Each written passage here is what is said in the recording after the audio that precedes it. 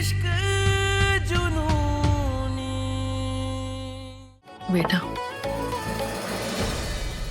तुम्हारे और गुरु के रिश्ते ने कितने उतार चढ़ाव देखे हैं, लेकिन हमें तुमसे एक वचन चाहिए। आगे कोई भी मुश्किलें आए, उसका सामना तुम दोनों साथ मिलकर करोगे। तुम गुरु का साथ कभी नहीं छोड़ोगी। हमारा गुरु महादेव की तरह भोला है, रूहानी। सारा जहर खुद पी लेगा और अपने परिवार पे कभी आंच नहीं आने देगा। इसीलिए आज हमें तुम वचन दो कि जैसे माता पार्वती ने भोलेनाथ के कंठ में विष रोक दिया था, ठीक वैसे ही गुरु के अंदर तुम विष उतरने नहीं दोगी।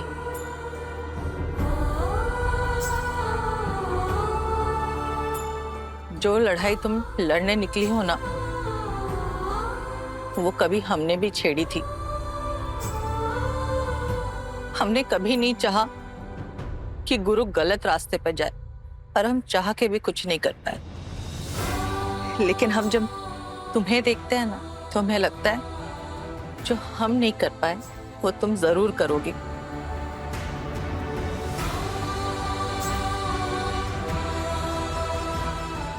तुम गुरु को जरूर रोकोगी। माँ, मैं गुरु को अपनी जान से भी बढ़कर चाहती हूँ और मैं आपसे वादा करती हूँ कि मैं किसी को उसे नुकसान नहीं पहुँचाने दूंगी, और ना ही अंकल जी को उसे बाहुबली बनाने दूंगी। गुरु, गुरु,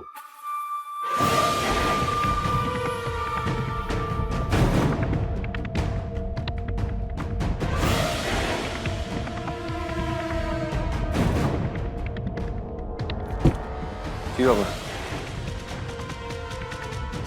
ये हथियार पुलिया पार पहुंचाने आज शाम तक, समझे? जी।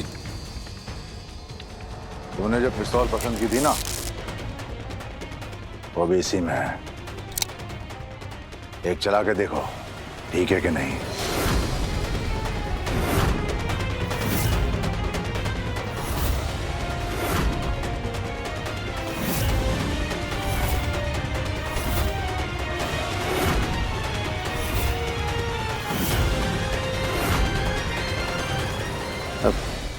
आपने देख लिया तो सही होगा पापा। ये इधर उधर का देख रहे हो? चला के देखो। अंकल जी, गुरु पिस्तौल नहीं पकड़ना चाह रहा है, तो आप जबरदस्ती क्यों कर रहे हैं? अच्छा, तो अब इसकी बातों में आकर तुम पिस्तौल भी नहीं उठाओगे। तो एक काम करो बेटा, अपने हाथों में चूड़ियां भी पहन ही लो और बन जाओ इसके खानदान के मर्दों के जैसे बेबस और लाचार।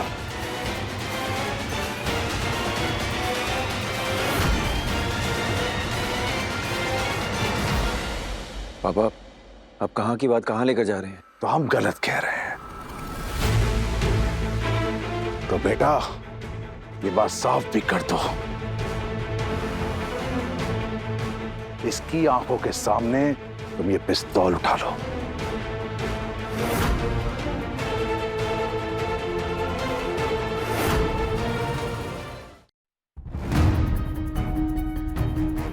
आपको गुरु की चुप्पी का मतलब क्यों नहीं समझ आ रहा है? वो पिस्तौल नहीं उठाना चाह रहा है। बहुरिया, ऐसे बात करते हैं अपने ससुर से? जो तुमने हमारे घर के लिए किया वो सर आंखों पर, लेकिन उसका मतलब ये नहीं है कि तुम हमारे परिवार के नियम कायदे बदल दोगी।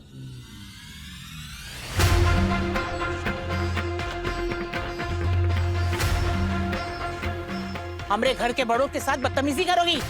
एक बात अच्छी तरह से याद रखो कि गुरु अगर तुम्हारा पति है तो वो नागेश्वर चौधरी का बेटा भी है, और जब बाप और बेटे आपस में बात कर रहे हैं तो तुम्हें बीच में पड़ने की क्या जरूरत है?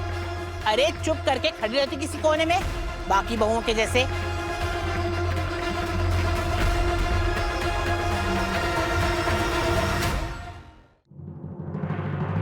कंपाउंडर, हम बात कर रहे हैं ना। बात ही तो नहीं कर रहे हो तुम, वो जबरदस्ती करे जा रहे हो और तुम बस खड़े हो। देखो देखो अपनी पत्नी को, कैसी कैंची की जैसी जबान चल रही है इसकी। तमीज तक नहीं सीख के आई अपने मायके से। हाँ, नहीं सीखी, क्योंकि मेरे यहाँ औरतों का तमीज के नाम पे दम नहीं घूटा जाता है, उनसे उनका हक नहीं छीना जाता है। कंपाउंडर, और हमारे यहाँ औरतों की ऊंची आवाज सुनी नहीं जाती। इससे पहले कि हम भूल जाएं कि तुम हमारे घर की बहुरिया हो, जाओ जाके अपना काम करो। हमें अपने बेटे से अकेले में बात करनी है, समझे? पापा, पापा।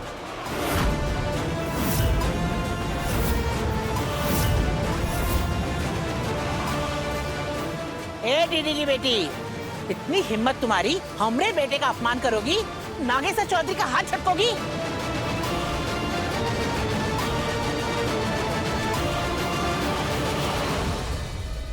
पगला गई हो कंपाउंडर।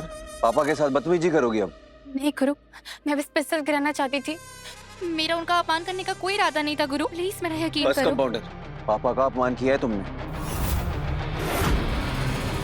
इतनी हिम्मत तुम्हारी, हमने तुम्हें अपनी उंगली क्या पकड़ने दी?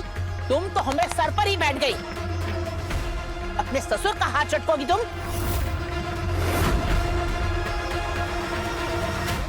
माफी मांगो पापा से।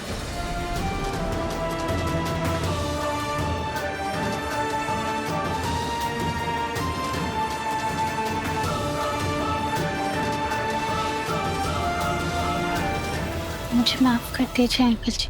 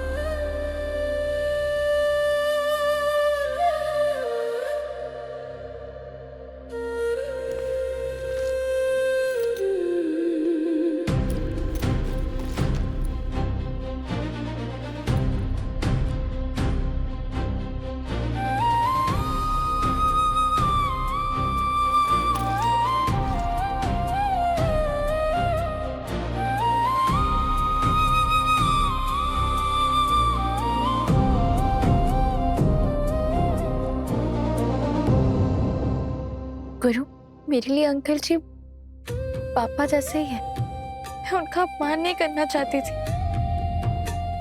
लेकिन बिना तुम्हारे घर वालों के साथ के तुम्हें सही रास्ते पे कैसे लाऊं?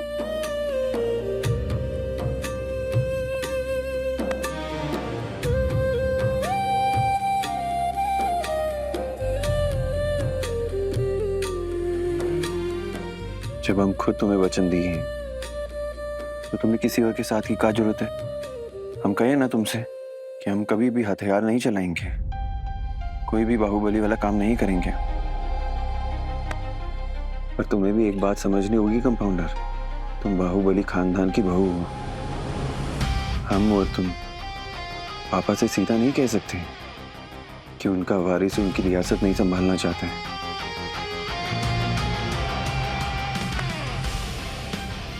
हम अपना वादा कभी नहीं तोड़ेंगे कंपाउंडर। बस तुम फिर कभी भी पापा से ऐसे बात नहीं करो।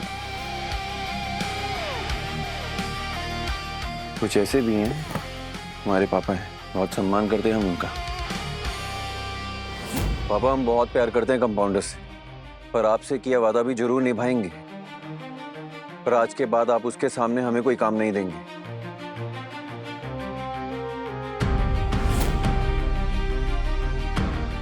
तुम्हें जो कहना है हमसे कहो, खुली छूट है तुम्हें।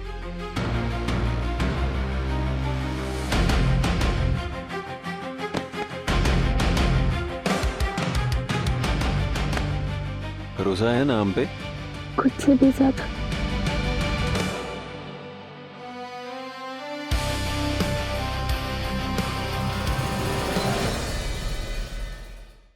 इश्क जुनूनी रात 9 बजे दंगल टीवी पर।